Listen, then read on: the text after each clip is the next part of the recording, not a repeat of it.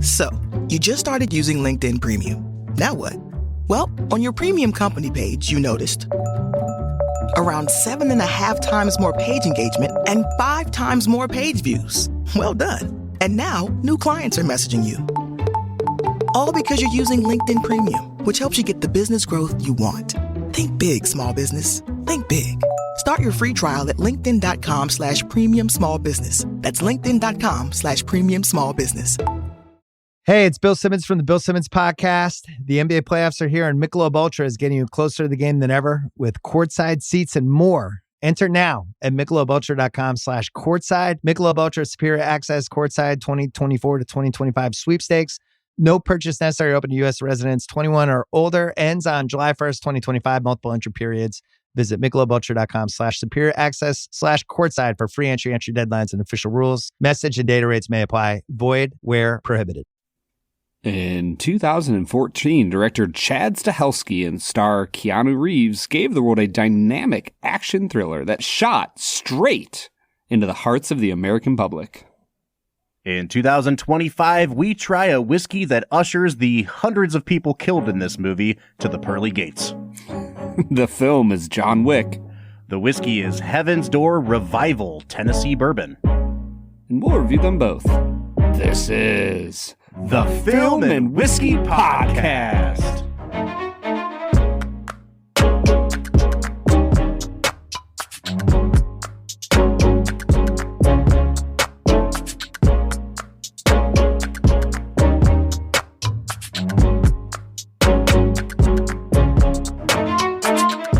Welcome to the Film and Whiskey Podcast, where each week we review a classic movie and a glass of whiskey. I'm Bob Book. I'm Brad G. And this is the final episode of season number 9, Brad. Or we should say the final movie review of season 9. Season number 9? Oh my gosh, number man. 9? 9 full seasons with you. Who'd have thunk It's it? incredible. Yeah, we are a little over 6 years into the podcast. Bob, how does that feel? I feel old and I feel tired. That's all I got to say, man. My hair is so gray compared to when we started this podcast. I just keep thinking back to like week number 2 or 3 of this season. We reviewed the movie The Help, and that line where at the end when she just looks at Bryce Dallas Howard and she's like, "Ain't you tired, Miss Hilly? Ain't you tired?" Like, yes, I am tired. I'm very tired. But hey, man, we're ending on a high note. We kind of hung on to this one for a while, and I figured, why not throw it in at the end? I always like to end the season on a fun movie. And John Wick is, if you will. Yeah, dude, a rat-a-tat-tat. And John Wick is definitely that. There are many headshots in this movie, and it's a movie that kind of sparked a mini revolution in action cinema. It's hard to believe that this movie is a decade plus, but it's also kind of hard to believe that it's only been a decade since this movie came out. You know, there are now 4 John Wick movies and a spin-off movie coming this year. So, and I think they did a TV show last year called The Continental. So there's like the John Wick IP has infiltrated pretty much every media at this point. It's weird to think about a world without John Wick, Brad. Yeah, for me, I feel like I was kind of on the outside looking in. The first time I saw John Wick was probably like 2021, 2022. Mm-hmm. So I never really understood it, but all of my friends talked about it a lot. They really liked it. And I will say, like, I think the main thing that makes this stand out as an action movie is that they do just enough world building. They create like this mythos around hitmen that I think that's why this struck a note, is that it's not quite an alternate reality, but there's just enough going on that you're like, oh, this is a cool like vision of the underworld that like the average Chad out there, Chad Stahelski included, I'm sure, like would just be down with and be like, oh man, I kind of wish this world existed. Yeah, it's really, really good economical use of both the screenplay and the budget, right? Like they couldn't really expand on the world that they hint at in this movie, given the budget constraints. But it also like it does a really brilliant thing for the first chapter in what would go on to become many installments. in that it hints at a bigger world, and it's just enough to whet your appetite. But this movie stays laser focused on being kind of a boots on the ground movie. Like, there are things, you know, around John Wick and above his pay grade happening that we kind of get glimpses into, but we're going to save that for sequels if sequels happen. And I guess I'll set the stage today, Brad, by saying I never watched any of the John Wick movies until I believe last year, or the maybe 23, whenever the fourth movie came out. I was like, dude, it's time for me to watch these movies. I keep hearing great things about them. And I kind of marathoned the first three and then went to see the fourth one in theaters.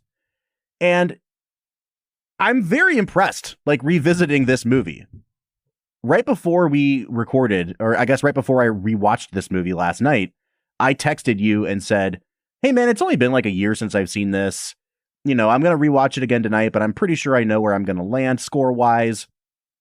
And I got to tell you, man, I'm going to come out to a higher score than I initially told you I would. I think this is a really good, economical, basically 90-minute movie that doesn't try to be more than it is. It's just trashy enough to be fun, and it's just serious enough to have that sheen of professionalism about it that I was pretty impressed with this all the way around, man. I like your use of the basically a 40-minute or a 90-minute movie, which essentially means it's in the hour 40 range. Yeah. I mean, I think the credits roll at like 135, and there's like 6 minutes of credits. So, you know, you're in and you're out in 95 minutes, basically. Yeah, absolutely. And that's what a action movie like this should be. Mm-hmm. Like, it's when an action movie hits that like 2:15 that, unless you're Mad Max Fury Road, which I don't even think that's that long, unless you're able to hold on to that tension, give good moments of breathing throughout, like, it's very rare to have an action movie that's worth spending more than 2.5 hours on. So yeah, this is, I would say in some ways, like a very good, probably, I don't know, like a teaching point if you were in film school, like on how to make an economical action film. Well, and I think that given how big John Wick, the franchise, has become, it's always hard to revisit the first installment where they didn't know if there were going to be sequels. They set things up, you know, as cliffhangers, I guess, or as ways we could go. But it's such a small movie in that, like, it doesn't span multiple continents. It didn't cost hundreds of millions of dollars to make. It kind of reminds me of like when you go back and watch the first Fast and the Furious movie, which is just a fun little crappy B movie about like Vin Diesel wants to steal DVD players and we're going to soup up some cars to do it. And it's like, oh man, remember what this used to be before they went to space in a car? Like, it's John Wick has kind of become that for me. Not that it ever got bad, but it was really refreshing to go back and see like, no, we just made a really good movie and it spread because word of mouth was really good on it. And then we expanded the universe in the sequel. So what you know about it now, I think people sometimes read that back on the first movie. And that's not really what the first movie is. It's its own thing. And I'm excited to talk about it kind of divorced from what it's become. And I will be the perfect person to do that with, Bob, because guess what? What's that? I've never seen any of the other movies. Hey, there you go. Well, I think that might be a perfect segue, Brad, into our first segment of the day, which we call Brad Explains. Brad's gonna give us the movie plot with only 60 seconds ticking on the clock. So let's go ahead and hear your take with this little segment that we call Brad Explains. Brad Explains is the part of the show where Brad breaks down the plot of the film he has just seen, often for the first time. So if I'm understanding this correctly, this is at least watch number 2 for you of John Wick, but we are on 0 watches for the rest of the franchise. That is absolutely correct. This was my second time viewing it, and I have never watched 2, 3, 4, or the show. And I probably won't. It's not really on my to-do list. But yeah, I was glad to come back to it again for the podcast. All right, man. Well, you have 1 minute to spoil this movie. Now, folks, I haven't really given my welcome into the podcast spiel, so I'll do that here. Welcome into Film and Whiskey. If this is your first time joining us, you may have figured out by now, we review movies and we review whiskey. This season, what we've been doing is we've been going through a list of 32 movies that met specific criteria for us. And the question we're asking about those movies is, does this film deserve to be considered a modern masterpiece? Now, those criteria were how much money it made at the U.S. box office, at least 100 mil. Was it nominated for Best Picture? Is it in the IMDb Top 250? Is it in the Letterboxd Top 250? John Wick is a movie that I believe only checks one of those boxes. This is only a box office movie, but like I said, its influence has stretched far beyond what I think anyone would have anticipated back in 2014. So it's absolutely worth talking about here. Just because they didn't, give the Baba Yaga a Best Picture nomination doesn't mean it's not an influential movie. And I think it's fair. Like, I don't think this is a Best Picture worthy movie. I do think it is worthy for consideration for the, like you said, Bob, the effect that it had on action films going forward. 100%, man. Now, your task, Brad, is to explain what the hell happens in this movie. You have 1 minute to do so, and you're going to do it with full spoilers. So, folks, if you have not seen John Wick, like Brad and I until recently, hit pause here, go back and watch the movie, and then rejoin us. Brad, 1 minute and go. John Wick is a film that follows its titular character as he is mourning the death of his wife, and he is introduced to a small, adorable, maybe perhaps the cutest dog ever to be in a film, Bob. Pretty cute. Like an 8-week-old beagle puppy, as in the research I found, who gets murdered by an evil young Russian oligarch's son. Not even oligarch, he's just a crime boss. And so John Wick goes on a murder spree and kills the entire organization that he apparently set up because he was trying to get out of the murder business, and this mob boss made him kill everybody else, and now he's like the only guy in town. Yep. So he kills them all. He kills them dead, Bob. He just murders and shoots and cracks spines, and there's death and cars and boom and John Wick. There's a lot of death, man. He goes on a real revenge spree here. And I think that might be a good place for us to kind of start, Brad, with the revenge elements of this movie. As I started watching the film, I think it became really obvious really quick what some of the influences on this movie were, like both in the way that it looks and just like what it's about. And it really harkens back to some of those like revenge thrillers of the 70s and 80s. We've talked before about there's a series with Charles Bronson called Death Wish, where he just becomes a vigilante. There's a lot of that going on here. And I think that the early going of this movie was, I think for me, the hardest part to get through, the most kind of amateurishly put together, all the flashbacks to his dead wife, like that stuff just didn't work for me. And the slow reveal that my wife's not dead. I don't have any empathy for this man. Boo this man. Boo him and his dead wife. No, but like the slow reveal that, he speaks Russian. He's like racing this Mustang around. What's that sledgehammer that he's like revealing a gigantic stash of coins and a shotgun with? Like you start to learn things about him, but it's really not until they get to, hey, let's understand the world that he came from, that this movie starts to click for me. And I say all that to say the first note I took on this movie was like, I think it's kind of trying to be Unforgiven, the Clint Eastwood movie, but with without any of the like mournfulness. Like there's definitely a sense of I'm getting pulled back into a world. Violence is inevitable. This is my fate. But it's much more celebratory of like, hell yeah, John Wick, go embrace your fate, than Unforgiven, which is like, this is a tragedy, Yeah, he definitely doesn't have the reticence. It's like, no, everything got torn from me, so I'm going to dive back into this pool of blood head first, right into the deep end, ready to roll. It did. I guess I wanted to say it didn't take much. Just the death of his wife and the dog that his dying wife sent him, so maybe that is a lot to get him back in. But at the point at which we are with him, he seems very ready to roll. There are a few things. And I'm going to praise this movie for most of the runtime of this episode. But there are a couple things that are just like, we need this scene right here to make the script work. And I don't want you to ask any questions about how this is possible. But my dying wife, who apparently died very suddenly, like she collapses and then she's dead. She somehow had enough time very slowly. Yeah, well, she had enough time to wake up and like the presence of mind to like go on like orderapuppy.com and have it shipped to my guy. And the delivery happens at like 9 p.m. Like, what is going on with this dog service that they're just like, here's your living animal that you didn't know about. See you later, man. Is this a thing people can do?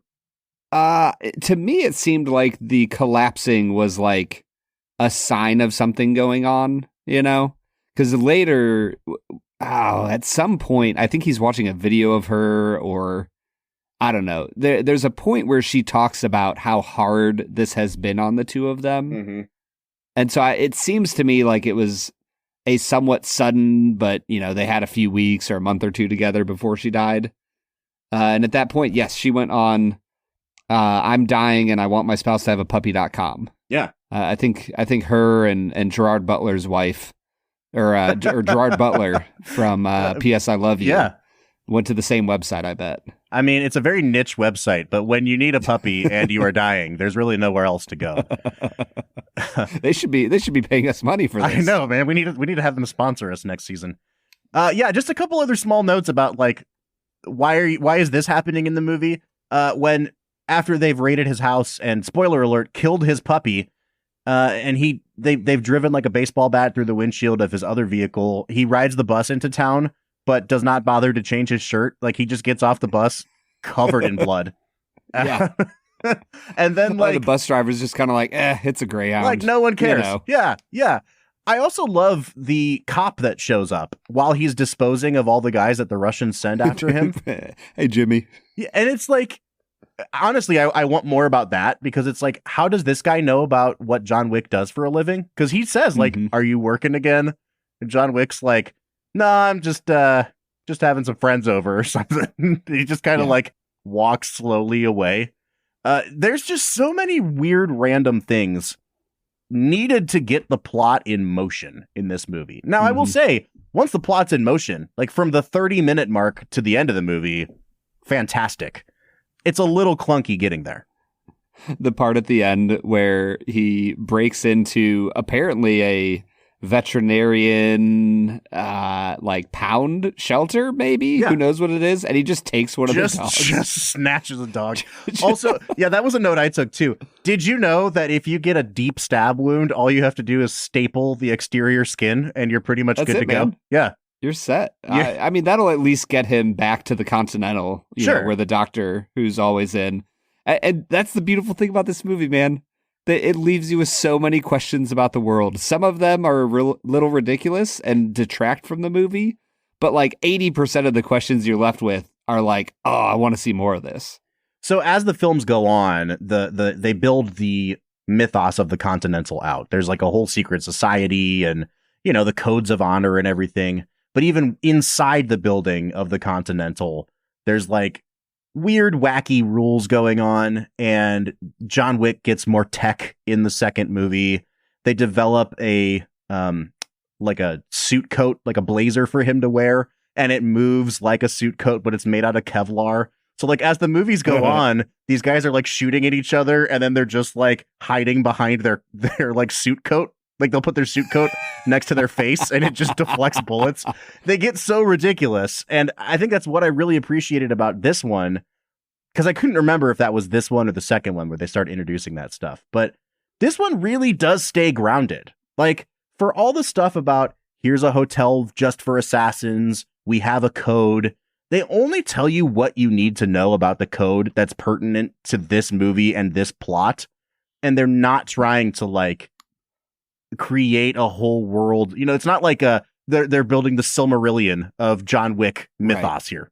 Yeah, and you know, there's just so many little tiny things that are hints of other mythology, like Lance Reddick's character, the concierge who knows everything. His name's Charon, and you give him gold coins to ensure safe passage through the Continental. It's like, yeah, there's just good little small pieces that make you that draw you in.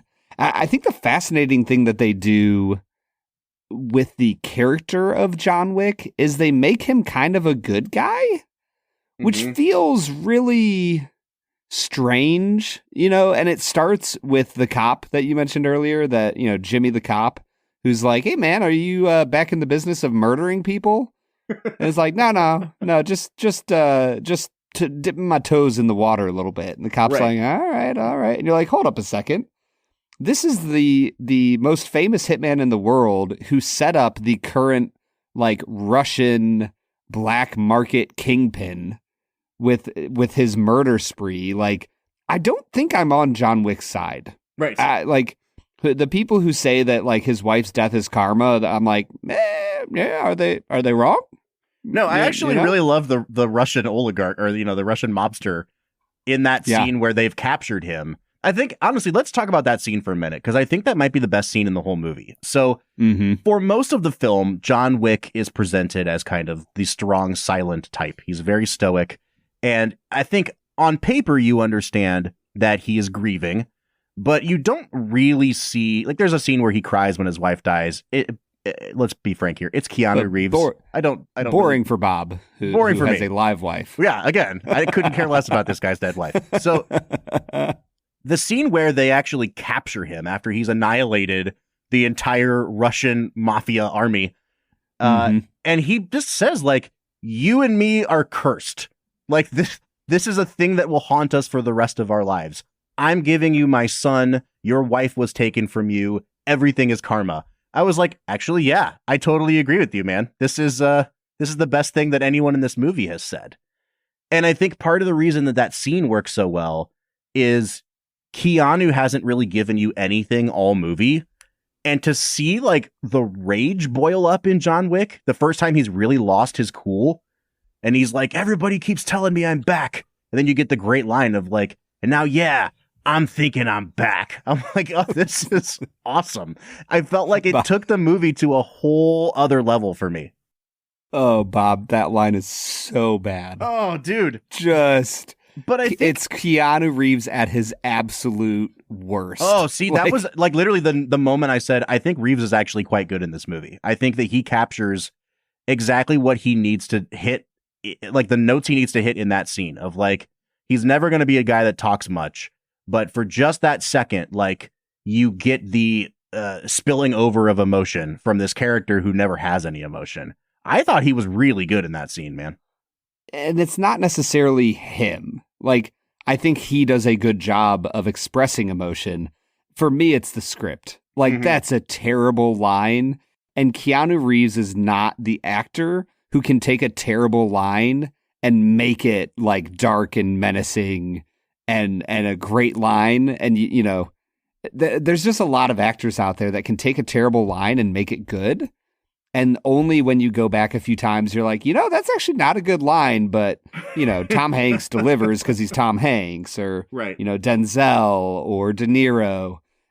Keanu's not that guy, man. He is not able to take a terrible line and give it the depth and meaning it needs. For me, that was the part where I just kind of was like, it's Keanu being Keanu. Why don't you go back and act in the lake house, Keanu? So I think this is our third Keanu Reeves movie. Like, we did The Matrix, we've done this, and we did Point Break, where we get the amazing line, I am an FBI agent, which is 10 times worse than any line in this film. So, what a great movie. I mean, there are other Keanus we could watch. Like, we could go back and watch Bill and Ted's Excellent Adventure someday, and I quite frankly hope we do. But I think we know enough of Keanu and his range as an actor that we can comfortably talk about, like, whether or not he's good in something, and then also, like, whether he's giving a good Keanu performance. You got to grade Keanu on a curve. And this movie really opened up a lot of goodwill towards Keanu. He had a moment again after this where I remember for like years and years, there was this thing on the internet that like Keanu doesn't age. And I remember thinking, like, what are you talking about? Like, he clearly looks like a man in his 50s in this movie. He just has long hair and a beard. But, like, you can tell looking at the structure of his face that if he shaved, he would look significantly older than he has since he grew that beard. I just think it's so funny because, like, people love Keanu. He's such a good guy that I felt like this movie becomes a success, and then everyone was like, Keanu is like this untouchable, beloved person in the film community, and not just like a pretty bad actor that we kind of like sometimes. Yeah, that's what he is. And I think one of the reasons he garnered so much attention afterwards was because of his attention to detail on the stunt work in this movie and the gunmanship. Like he nails it, man. There's video. There were videos circulating of him doing like SWAT team type, courses where you're shooting with a rifle and then a shotgun and then a pistol and like doing all of these different things with guns. And he's genuinely really good at it. And I think that was a big piece of what made him famous again, was that he kind of hit that tide of social media, YouTube culture of 2014, where there was just kind of this obsession with like people doing things well on the internet. And he just rode that tide back into stardom. And people think he's a great actor now, and he's not. But he works really hard, and I there's a lot to admire there, man. Yep. So there's a director named Gareth Evans, not to be confused with Gareth Edwards, the Godzilla guy. But Gareth Evans did a couple movies called The Raid, and I think they're like, man, are they Taiwanese? They're not Chinese films, but they're from, they're Asian set films. And like the entire... Be careful mixing up Taiwan films with China right? films, Bob. Yeah, I know. I'm trying very hard to tiptoe around that issue. The entire premise of the first Raid movie is like, this guy is basically on a SWAT team, and this entire high-rise building is controlled by the mafia. And they have to basically like fight their way to the top of the building to take out this guy.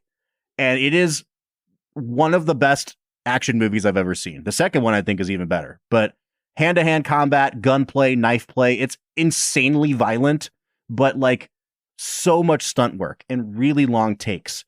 And I think that like people who have seen the Raid movies watch John Wick, and there is a level of respect for the stunt work that goes into these movies.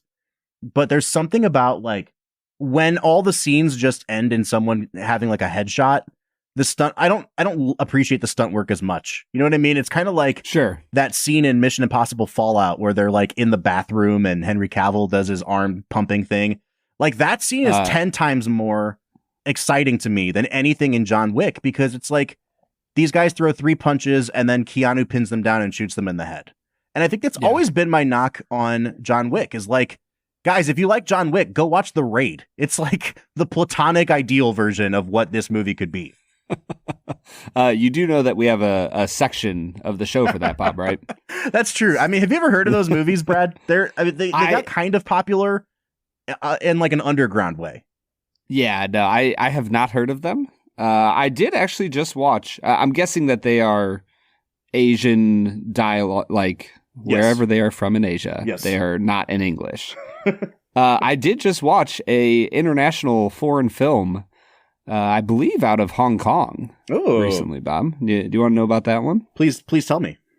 It was called In the Mood for Love. Oh, I love that movie. Excellent. Very similar to Past Lives. A little bit slower, if I'm going to be honest. Yep. Excellent film. Yeah, really good.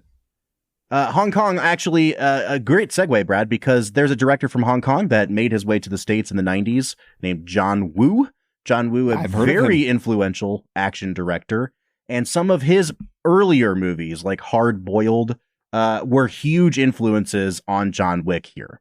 And I think that's a segue for me, Brad, to talk about, I think the second film that I wrote down as an influence besides Unforgiven is the Michael Mann film Collateral, a movie that we've done on this podcast that also features a very climactic nightclub shootout. And Michael Mann, people love the dude. I appreciate many of his films. I'm going to be honest, man. I think that the bathhouse nightclub sequence in this film was better for me than the Collateral one. Yeah, I think that's the moment where this movie kind of went up a level in terms of you could see where every dollar went on the screen. Like it's a pretty cheap movie, but like the lighting is very bold and tons of contrast, lots of shadow. They just did a great job filming that sequence. As I was watching it, it felt like video game-esque to me, but like in a good way. Like there's the portion where he's sneaking in and, you know, he gets in and he kills a few people without anyone knowing. And he does it at the right time so that they're checking in and the person will like be like, you know, area 3 clear. And then they die right after they get off the radio. And it's this awesome little moment of stealth that finally devolves into, you know, the wrong guy at the wrong time shoots his gun and it just falls into utter pure chaos. And within that chaos, I think what I love about the action in these movies is his ability to handle all of the wild things happening around them. And yet he gives John Wick, Keanu Reeves, such a vision of movement and purpose. And there's no wasted movement. He knows exactly where he's going and what he needs to do next. And it feels like he is reacting in the moment, almost like a Matrix-esque, like he's able to go into like a bullet time slow motion and do exactly what he needs, but it's all in absolute 100% full real time that you just get a really awesome juxtaposition of chaos and discipline that makes for very compelling action sequences. Well, and I thought that like there are moments of sheer brutality that aren't glossed over. That's one of the things about these movies that like really bothers me is there's so many headshots and CGI spurts of blood that it feels like a video game sometimes. But then you have the moment of the guy picking up John Wick and throwing him off the balcony and he hits a concrete floor. And the way the camera kind of drops along with him and then it doesn't smoothly stop. It's kind of panned down. It just like thuds. You can feel the impact of that hit on the floor. Now, again, apparently Keanu Reeves is a Superman and can get up from having his back absolutely shattered by that fall.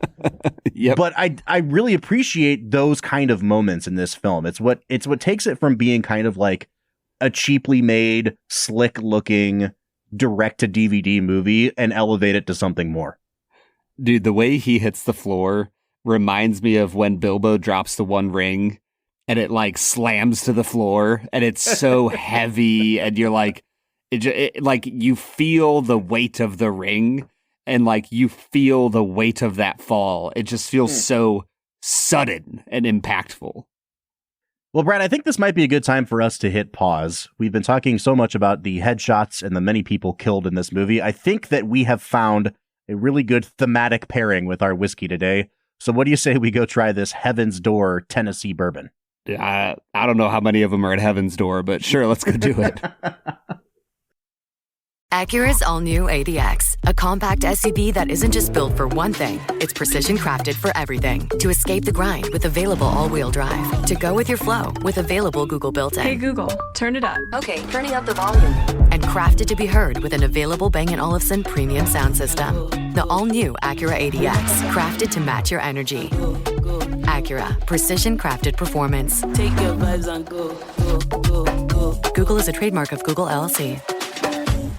This message comes from Greenlight. Ready to start talking to your kids about financial literacy? Meet Greenlight, the debit card and money app that teaches kids and teens how to earn, save, spend wisely, and invest with your guardrails in place. With Greenlight, you can send money to kids quickly, set up chores, automate allowance, and keep an eye on your kids' spending with real-time notifications. Join millions of parents and kids building healthy financial habits together on Greenlight. Get started risk-free at greenlight.com/Spotify.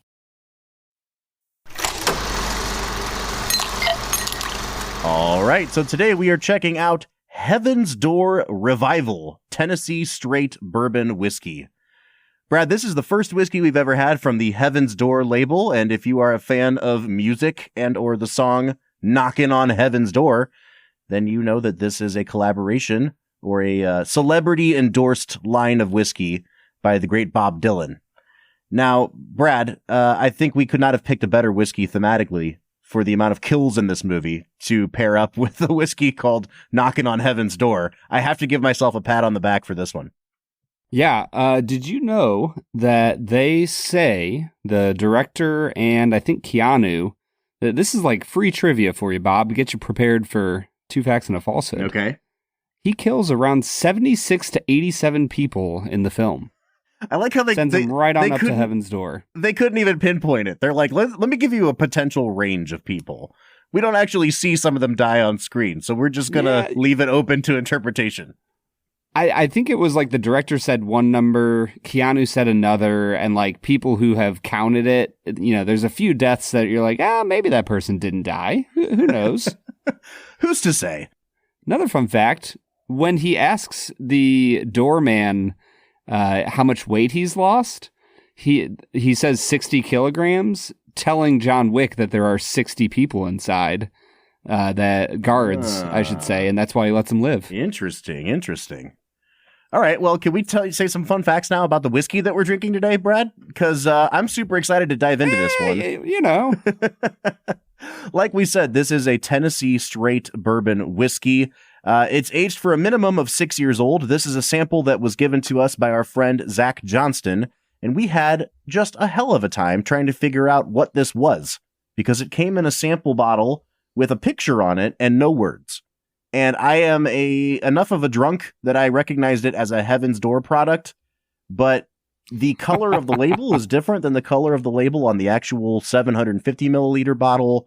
We had to do quite a bit of research to figure out that this is what it says it is, Brad. And so I've just gone ahead and pulled up our friend Zach Johnston's notes on this whiskey on Uprocks from back in the day. And this is what he says about it, just so that I know this is what he gave us. It's aged for a minimum of 6 years old.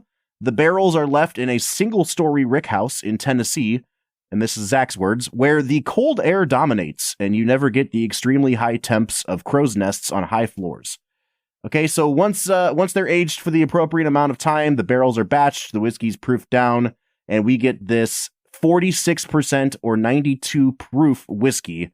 Brad, I'm excited to dive in. It's been a minute since we've had a Tennessee whiskey on this podcast. What are your nosing notes on this bad boy?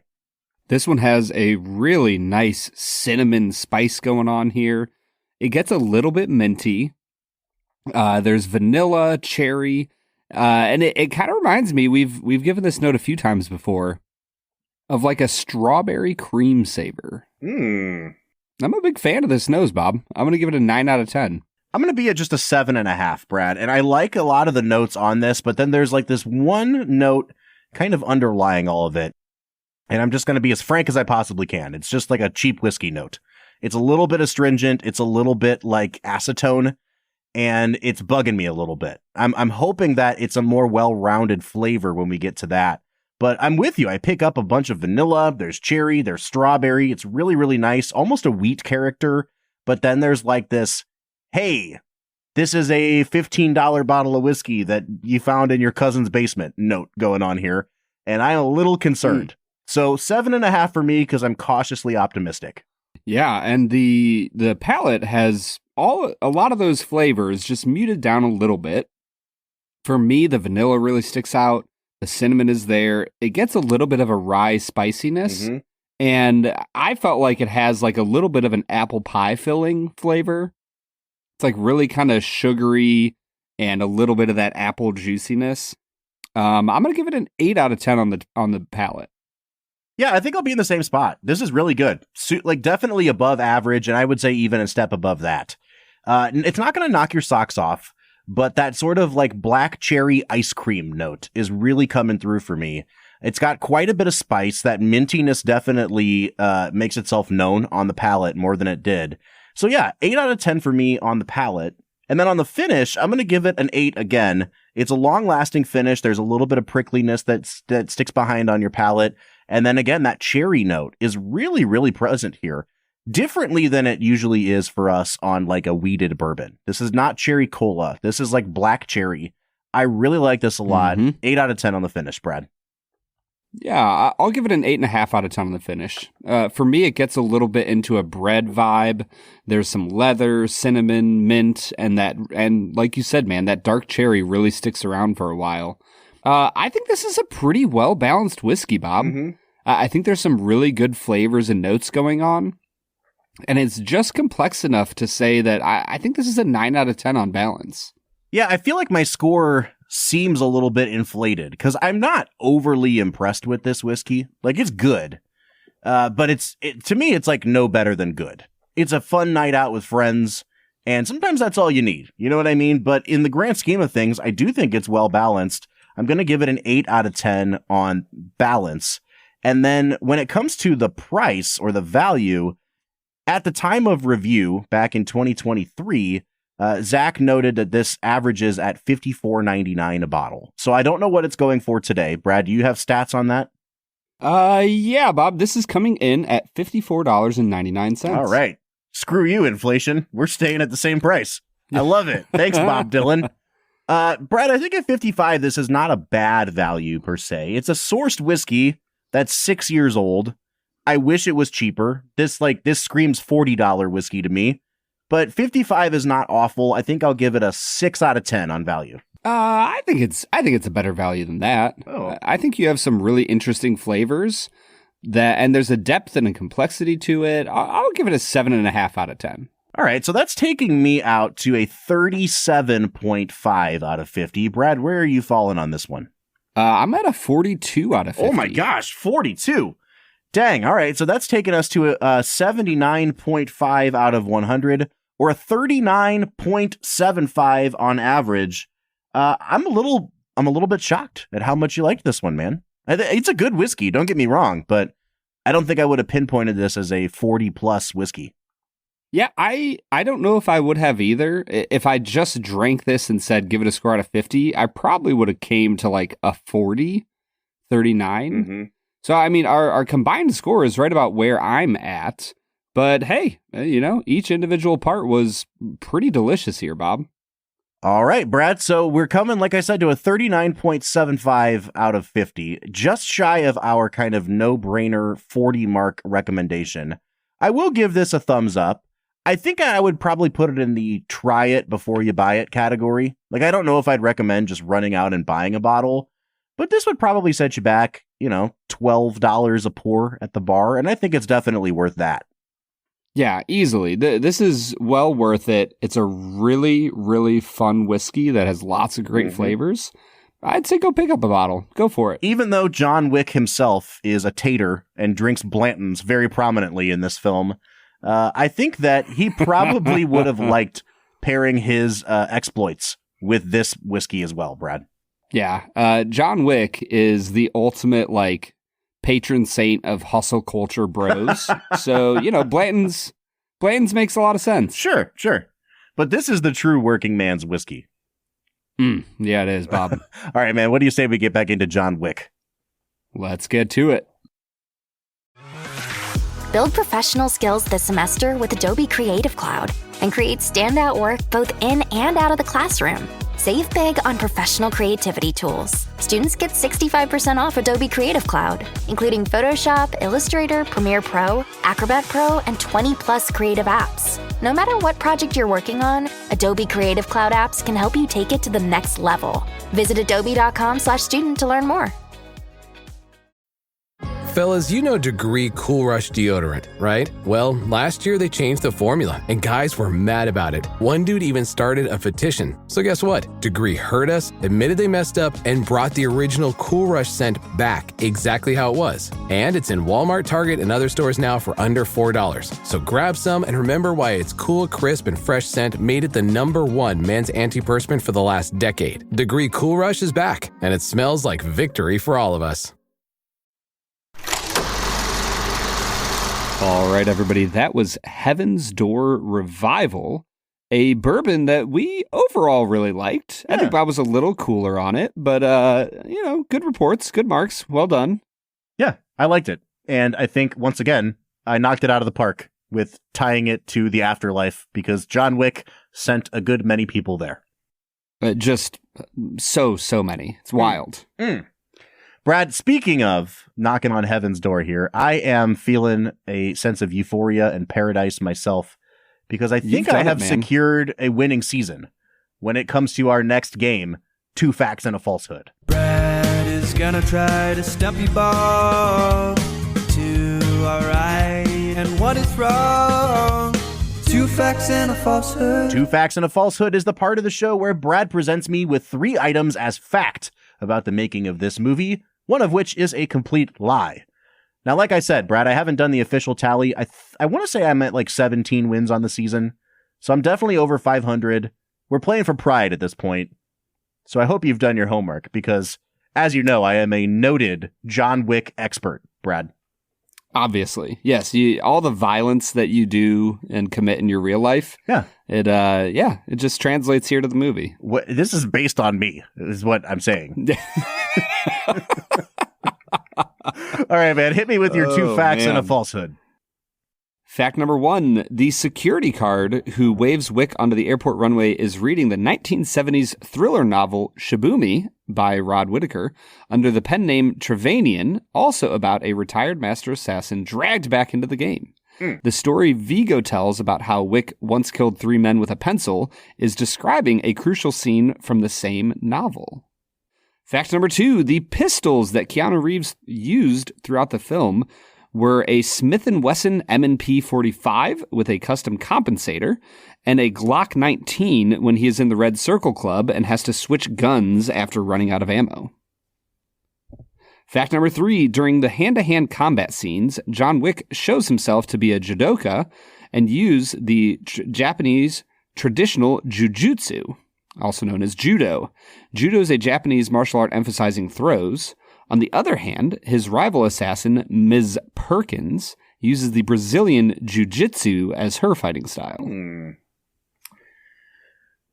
I hate facts like fact number 2 because I first of all, I don't know enough about guns to be intelligent and disprove it if it is false. But secondly, like, I learned nothing about that fact. You know what I mean?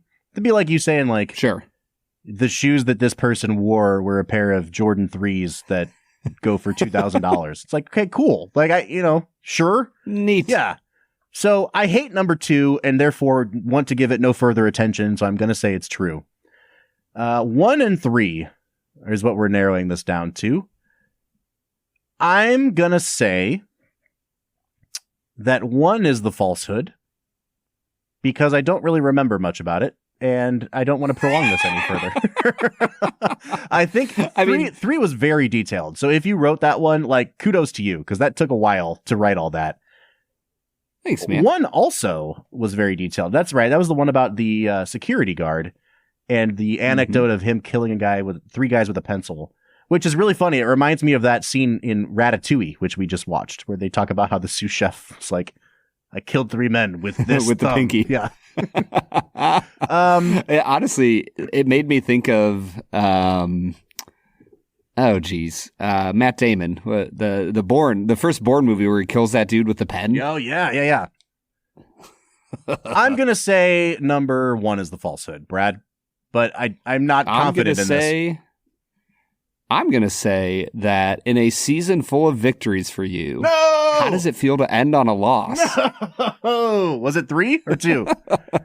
It was number 2. Number 2 was the falsehood. Okay. Yeah. Well, you wrote a shitty fact is what I'm saying. The number 3 felt very similar to number 2. It's like, here's the guns he used. Here's the fighting style he used. Yeah, I guess. I don't know. You know. Boo. What I'm saying is boo. I think you picked the most interesting one as the falsehood. Maybe I just wanted to talk about that one more, you know? Yeah, it was good. I kind of want to go read Shibumi now and learn about Master Assassin. Not to be confused with Shapoopy from The Music Man. The way that you said Shibumi, I was like, oh yeah, Shapoopy. Exactly. All right, man, let's get back into talking about this movie a little bit. Brett, I don't really have two. Go ahead. I would say, here's the thing, Bob. I mentioned it during our time of whiskey. I think one of my problems with this movie might not even be the movie itself, because I enjoyed the movie. It was fun. It's a good action flick. It feels like John Wick is the patron saint of hustle bro Chad culture. Like, he's disciplined, and if he's going to be a lover and a husband, he's going to be the absolute best one that ever existed. And if he's going to take care of this dog, he's going to be the best dog owner ever. And if he also wants to be a master assassin, he will be the greatest in the world. And it's like, it feels like that is 3 things that certain online communities worship. Oh, yeah. Is like women, dogs, and guns. Yep. And well, like, that's also fine, man. Like, I like all those 3. I love all those 3 things. My wife's great. Guns are great. dogs are fun. Like I'm fine with all of them, but there's something about this movie. Let it be known. Hold on, I'm sorry. Guns are great. Dogs are fine. Those are the words you just used. Can we say anything more American than that on this podcast? No, man, I'm with you. And I think that even more than just those three things, it appeals to a very Twitter heavy manosphere of like guys who just discovered Marcus Aurelius and now post like the daily stoic insights for your life. Like John Wick doesn't ever talk. So of course, like, yeah, he can fall off of a balcony and keep going because he just internalizes the pain and decides to to not express it ever, you know? Yeah, exactly, man. It wouldn't surprise me if he was Irish. Like, just bury the boy, bury the boy. I do think that it's hard for me to talk about John Wick without doing like a really bad accent because everybody in this movie that talks about him, if they use the F word and then they use an accent, they're just, you know, the fucking car belonged to fucking John Wick. Like it's always John Wick. It's awesome, dude. 100%. This movie also kind of gave me like comic book vibes. Mm-hmm. I don't know if you got that, but with the way that they put subtitles for some of the Russian words, it was awful. Especially like Baba Yaga in color, like it felt a little bit like a Wham pop bow, like 1960s Batman movie. Yep. Not that they were illustrating the hits, just there was something about it that made it feel comic booky to me. And it's stylized and it kind of works, but it's kind of chintzy. Oh, yeah. I don't know. I want to talk a little bit about the influence this movie has had in the years since. And I think that there's a number of directions we can go. One of them is the rapid expansion of and then ultimately deterioration of an IP into a franchise. So like this movie comes out, then they're like, we want to take the parts of this that make sense to expand into a sequel. And I think it was a really great impulse. Like you can't just keep killing things that are close to John Wick and having him revenge them. Like that doesn't work. So what they decide to do in the second movie is like, there is an inciting incident, but it's more about building out the world of the assassins and the people that pay them and the rules of the Continental. And then the way the second movie ends, it's like, well, now John Wick has started basically an international manhunt for himself. And so then you get kind of like globe hopping in the third movie. And the fourth movie is just like way too indulgent. It's 3 hours long. Like there's no reason for it to be that long. But it started with this tiny little hour and a half film. It balloons to this 3-hour action epic. There's a TV show. There's a spin-off movie. I think it's really emblematic of the way that like, we get very few original things these days. And then when something original hits, it's like, how do we milk this for all it's worth within like a 7-year span? Until nobody wants it anymore, you know? And I think that's one of the problems is like, there's no stewardship of the IP. Right. It's just milking. And like, I think that there's a huge difference when you take an intellectual property and say like, what can we do that will best serve the universe we've created rather than the people who own the rights to the universe we created? Mm-hmm. And I think that like, I don't know if we'll ever really get a universe that is allowed to get popular and stay true to who it is. Because at some point, people with money, money bags and hold the purse strings get involved and they want to invest in it and make it profitable. And it's very hard for the author or director or writer of, a script or a book, novel series, whatever. It's hard for them to be like, yeah, no, I don't want, $40 million for the rights to my book. But what do you do when it just gets churned into the ground? Yeah. Well, and then I think the other way that it influences cinema is kind of to your point. Like it's this superhero comes out of retirement to kick ass genre that we keep getting. And it's always painted so there's a movie that this inspired called Nobody that came out a few years after it. It has Bob Odenkirk from, Breaking Bad, Better Call Saul, as an ex-CIA agent that is just like a dad now and then basically goes John Wick on people. And it's as ridiculous as it sounds, but it was fun.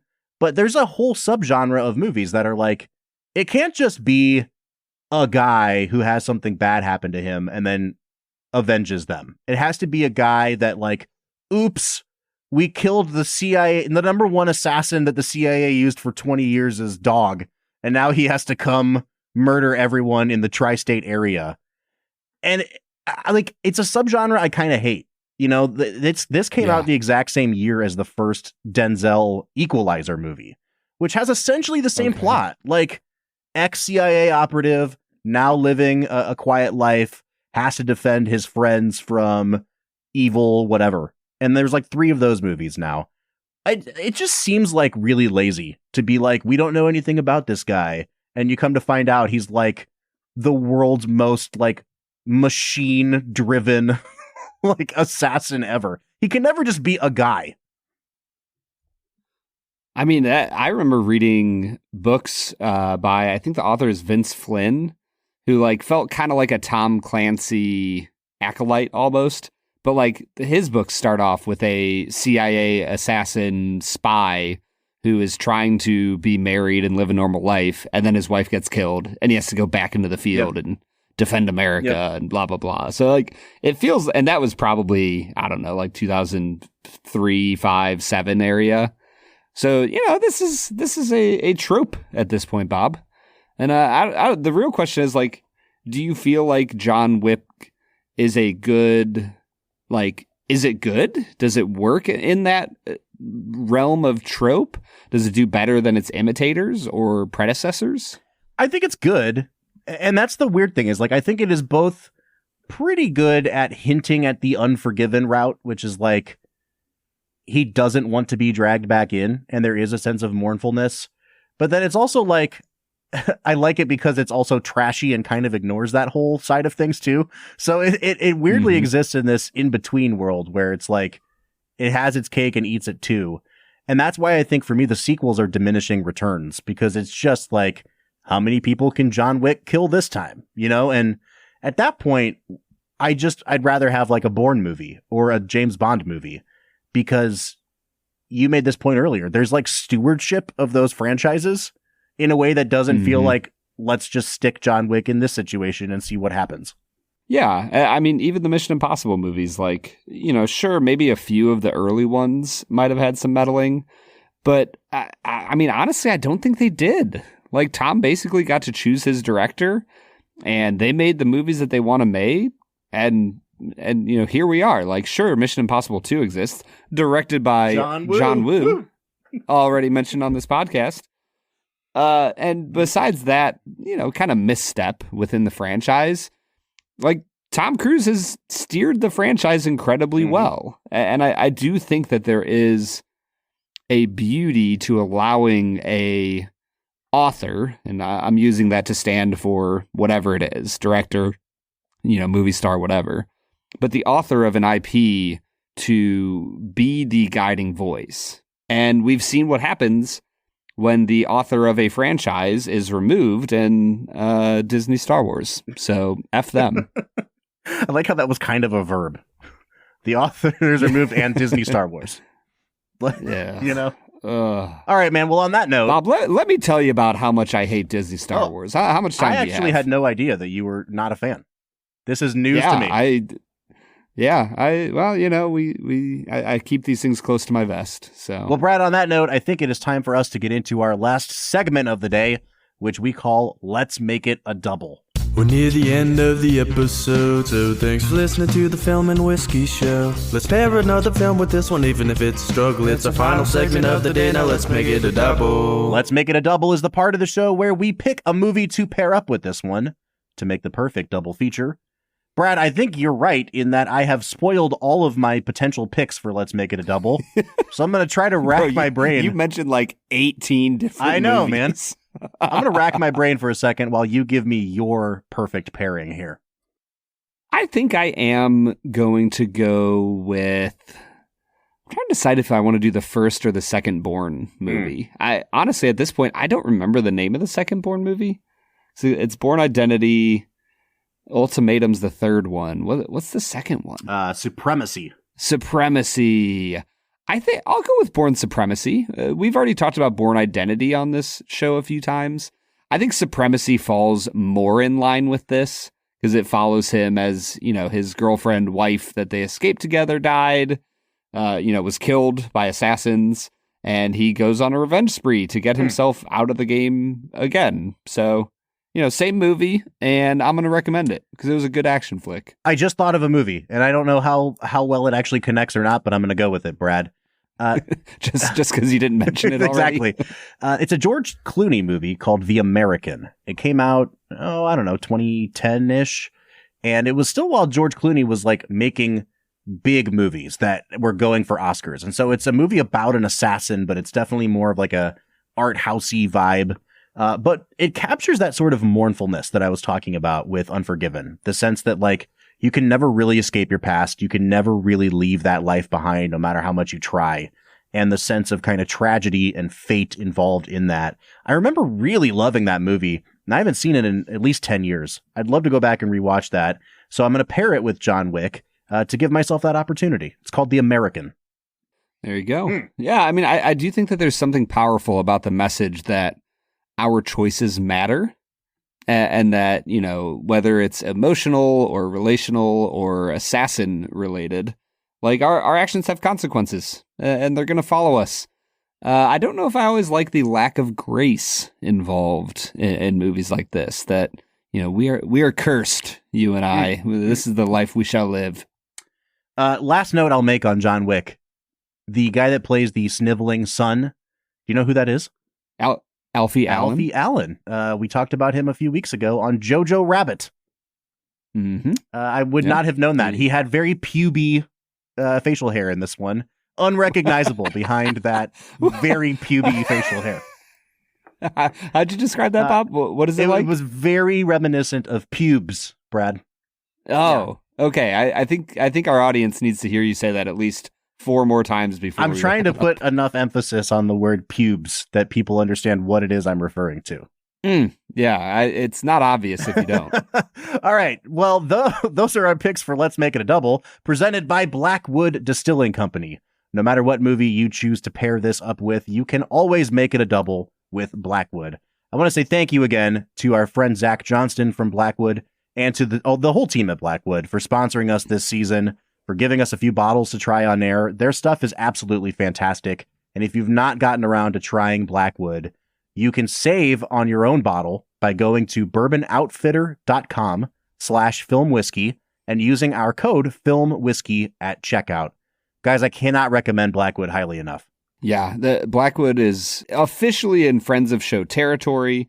They make incredible whiskey at a variety of price points. So if you're looking to get started with Blackwood, like Bob said, go to bourbonoutfitter.com, use the promo code bourbonoutfitter.com/filmwhiskey, I should say, and check it out because they make really good stuff. And we're very thankful for a partnership with them. All right, Brad, we're going to give this movie some final scores. I'm going to give it an 8 out of 10. I liked it way more than I remembered. I think because I was reading the sort of eye-rolling mythology and gadgets and stuff of the later films back onto this one, I was really pleasantly surprised at how lean and mean this thing was, and it didn't try to overreach and be something that it's not. And I respect that. I respect a movie that knows what it is. I'm going to give it an 8 out of 10. Yeah, I'm kind of in a similar place. I really enjoyed it. I don't know if I'll ever return to it, but it is a fun action thriller that has a lot of good mythos, world building, some great choreographed action sequences. I'm at a 7.5 out of 10. It's a fun flick. If you haven't seen it, and you like action films, go check it out. It's totally worth your time. Is it a modern classic, Brad? Nah.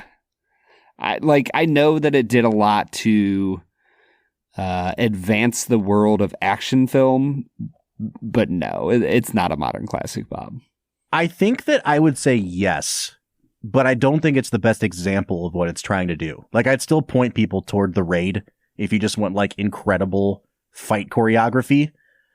But in terms of like capturing an American audience, popularizing this sort of stunt work, becoming a bankable IP, like I don't know many action movies this century that have that sort of reputation.